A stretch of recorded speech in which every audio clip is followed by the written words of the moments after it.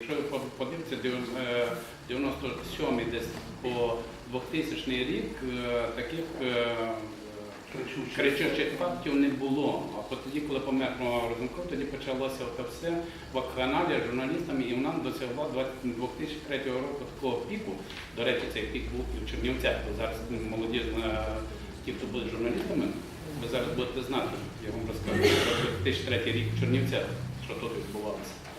Так що будьмо обережні, тому що це рік до виборів президентських у 2004 році. Тобто ми маємо ще півроку для того, щоб починалася ця вакханалія, яка починалася в 2003 році. І вона почнеться. І ми нікуди не дінемося, влада не змінилася, вона ніколи не зміниться. Вона буде мінятися тільки прізвище тих людей, хто при владі. А сама суть її ніколи не зміниться. Так їх не повинна змінитися суть журналістики. Ми є природні опоненти і нікуди ми від цього не дінемося. І я не знаю, наші колеги говорять, що завжди давайте прес-центри до журналістики. То неможливо було. То неможливо. Хто є з прес-центром зараз обласної, міської ради, хтось є? Нема нікого. Її не буде. Ви виявляєтеся, вони сюди не ходять. Хто вони? Вони хіба журналісти? Обласне телебачення є дезертор? Дивіться, це не можна так. Журналісти, незважаючи ні на що, поміняється влада, прийдуть інші. І так само заставлять інших. Не можна. Журналіст повинен знати, що крім нього, незважаючи, де він працює, коли і з ким.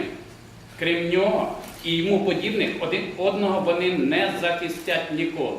Тільки разом можуть захистити один одного. Ніхто не буде захищати, ні опозиція, ні влада не буде захищати журналістів. Бо опозиція має ту саму мету, що має влада. Влада має мету утриматися при владі, опозиція має прийти до влади. А журналісти мають мету зовсім іншу. Що для опозиції, що для влади. Коли вони проходять, опозиція стає владою, вона стає такою самою. Скажіть мені, будь ласка, чим відрізняється сьогодні Галич, Папієв від Бауера?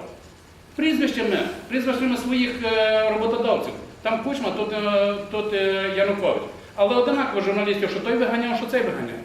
І одинаково журналісти тепер терплять, що від того, що від цього. Що там влада крала?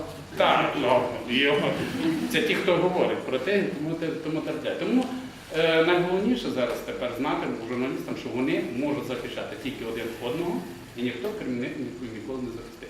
А те, що влада буде нас роз'єднувати, це навіть і запишіть собі тому десь я не знаю, чи можливо це у спеціальності журналістів вводити цю дисципліну, як роз'єднувати журналістів. Ви уявляєте собі? Це все створено ще давним-давно до нас. Оці клонові газети, клонові передачі, клонові зараз інтернет-видання, блоги, все це вже було. Це і царська охранка робила, це і Гестапо робила, це НКВД робила, це КГБ робила, це робить СБУ, це робила завжди влада і буде робити.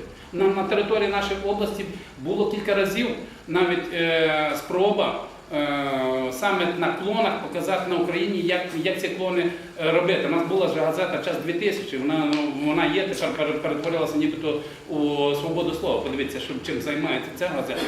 І найосновніше для журналістів – не чіпати один одного, ніколи, ні за яких Чого? Коли один журналіст говорить про владу, що вона погана, другий журналіст кричить, що той журналіст поганий.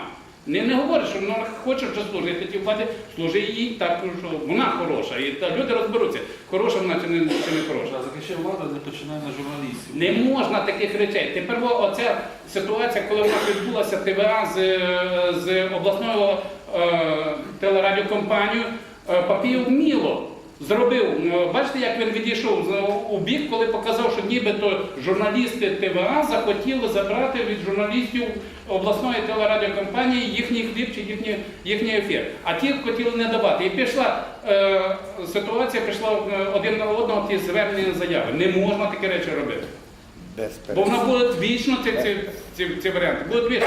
І спілці журналістів, і профспілці потрібно за цим дуже уважно, дуже жорстко карати тих, хто цим займається. Чи в журналістському середовищі? В журналістському середовищі, якщо є такі люди, які це займаються, вони повинні входити в журналістику. Вони не мають права в ній бути, тому що їх використають, якщо сьогодні не використала влада, завтра використає їх опозиція. Вони все одно будуть, вони люди, які вже даються цьому використанню. І кожен знає, що коли приходить, ну дивіться, я вам приклад наведу, ну шкода мені, от дивіться, чому нема свободи слова, є хто чи нема? Ну дивіться, коли був Бауер ганяв Папієва, коли Папієв був у опозиції. Мало хто це знає. Він вигнав його з роботи, він це судився з ним. І було такі ситуації були страшні тоді. Що Папієв дійсно терпів від Бауера дуже багато. І у той же час Сулейман з газетою, тоді не «Свобода слова», тоді час 2000, проти Папієва виступав. Тепер Папієв повернувся до влади. І вона вже там. І прийде Бурбак до влади, та газета буде там. Тому не можна, журналісти повинні відмежуватися від справжньої журналістики і від тих людей, які коло журналістики хочуть якісь свої інтереси мати. І на них працювати, і від них мати якісь свої, то в основному йде на матеріальні якісь вигоди. Журналіст, який має вже багато матеріальних вигодів, це вже, вибачте, журналіст повинен бути ходий, злий і голодний, а тоді він серйозний журналіст. Коли ж тільки він починає наїдатися трохи, перестає бути злим. Дуже Розумієте? Так, щоб якісь